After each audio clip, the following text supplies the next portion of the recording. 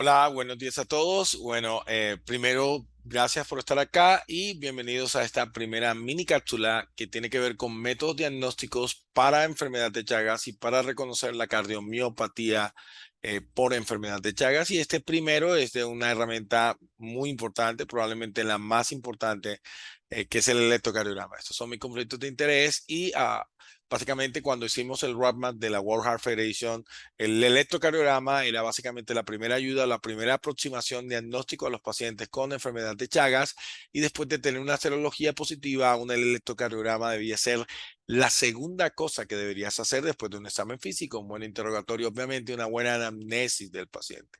Electrocardiograma.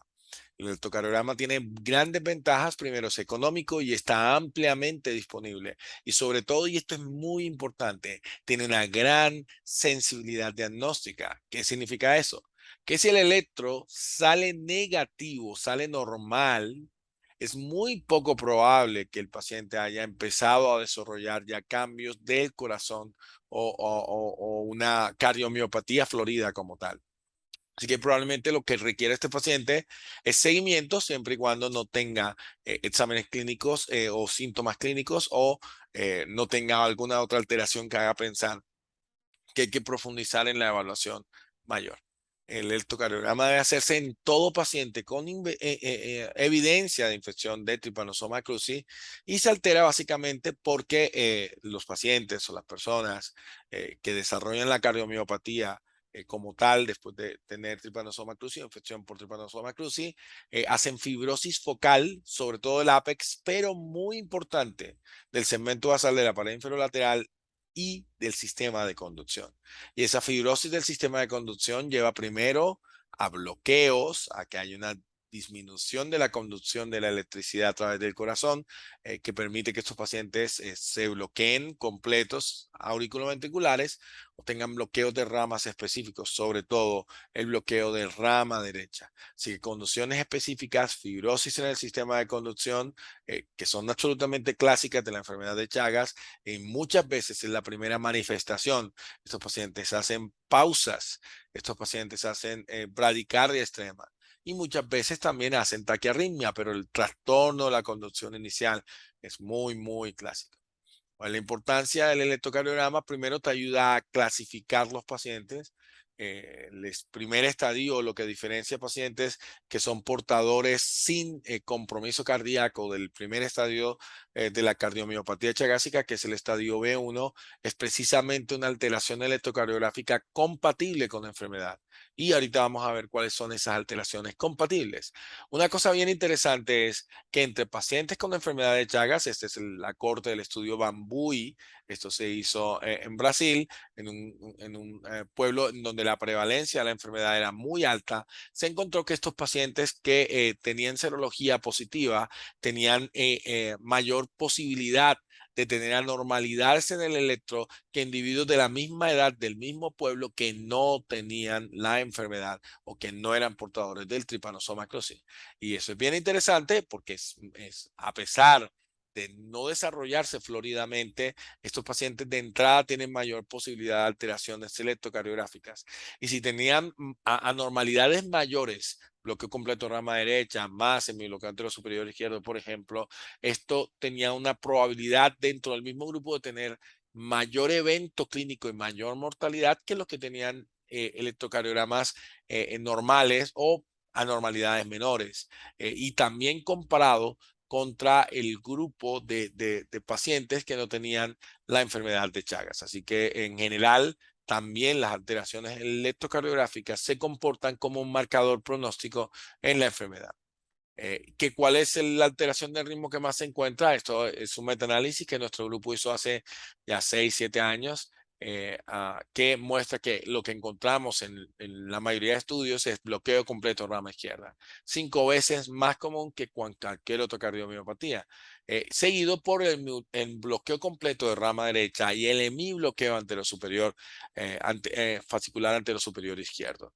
Entonces, básicamente, el bloqueo de rama derecha completo no es exclusivo de la enfermedad de Chagas.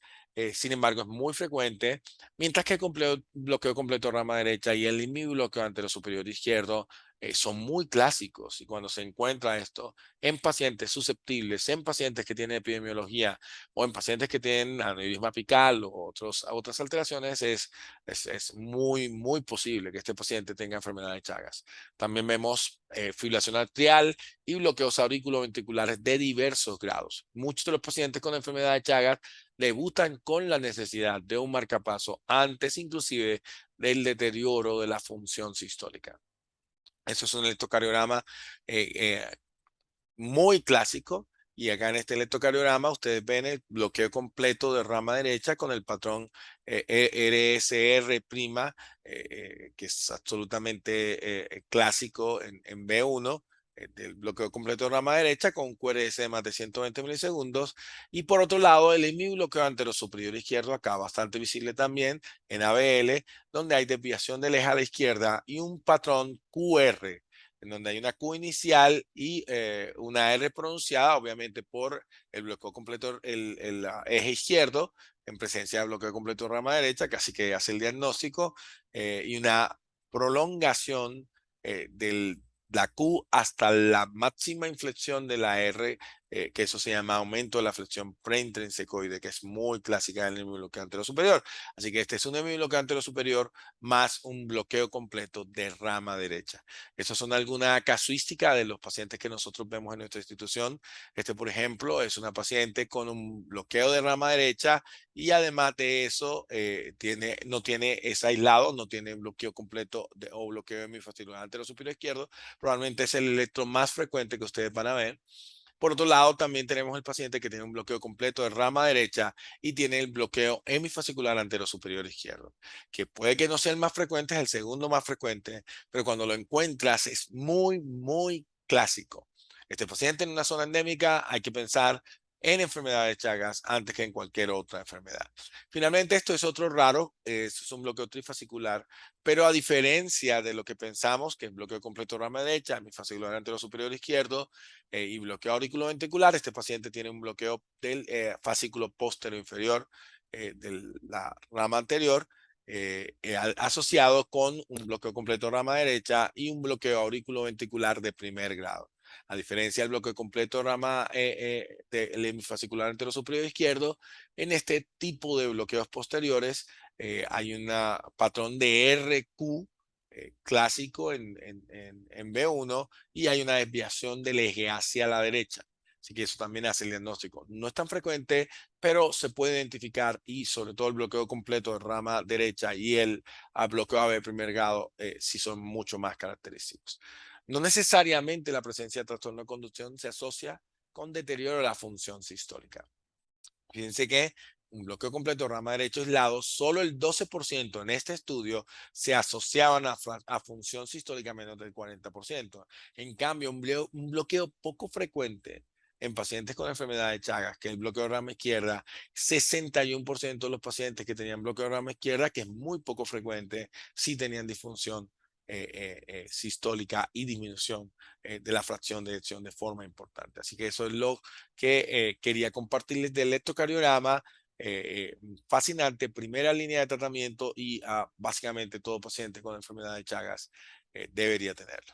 Muchas gracias.